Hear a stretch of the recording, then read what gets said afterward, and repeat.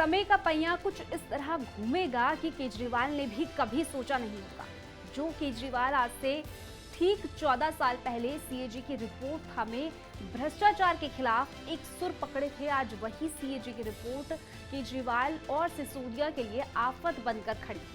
लेकिन बात सिर्फ यही खत्म नहीं होती है।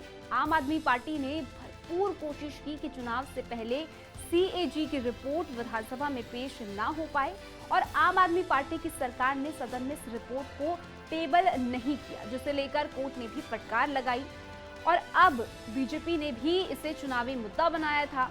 लेकिन अब सब कुछ बदल चुका है। सरकार बीजेपी की है। सीएजी रिपोर्ट की खबरें गूंज रही हैं और निशाने पर है अरविंद केजरीवाल और मनीष सिसोदिया। खबर में आगे बढ़ेंगे, मगर उससे पहले आयोन भारत को सब्सक्राइब कर लीजिए। स्वागत है आपका, मेरा नाम तान्या अधिकारी। 24 फरवरी से दिल्ली विधानसभा का 3 दिन का सत्र शुरू होने जा रहा है। 3 दिनों तक चलने वाले इस विधानसभा सत्र के दौरान केजरीवाल सरकार से जुड़े 14 कैग रिपोर्ट्स को सदन में रखने की बात कही जा रही है।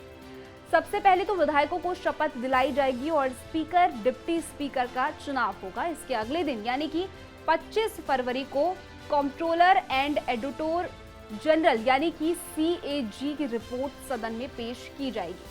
और आप सोचिए, अगर ये रिपोर्ट पेश हो गई तो शीश महल और शराब घोटाले से लेकर आम आदमी पार्टी सरकार के पिछले 11 सालों का काला चिट्ठा सबके सामने आ जाएगा। जिन दर्शकों को नहीं मालूम कि सीएजी की रिपोर्ट क्या होता है, उनको हम बता देते हैं कि सीएजी रिपोर्ट बताती है कि सरकार का पैसा सही तरीके से खर्च हुआ है या नहीं हुआ है। इसमें सरकारी विभागों, योजनाओं और परियोजनाओं में हुए खर्च की जांच होती है और अगर कहीं घोटाला या फिर गड़बड़ी होती है तो सीएजी रिपोर्ट उसे उजागर करती है।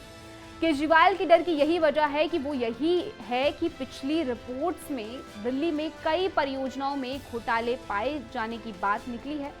बीजेपी जब सत्ता में नहीं थी तब लगातार इस रिपोर्ट को विधानसभा में पेश करने का दबाव बना रही थी, लेकिन केजरीवाल सरकार ने ऐसा कभी होने नहीं दिया। और क्यों नहीं होने दिया, ये सब जानते हैं। खैर, आगे बढ़ते हैं।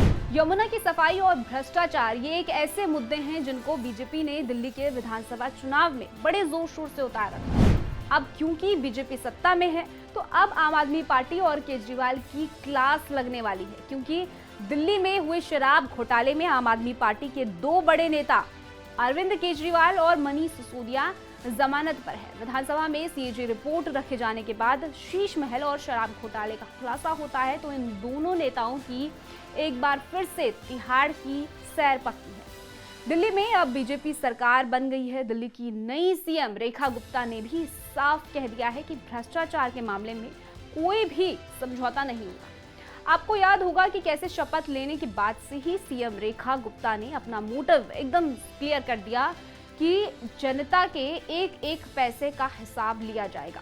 तभी से ही बेचारे केजरीवाल पता नहीं कहां डरे सहमे छुपे हुए हैं।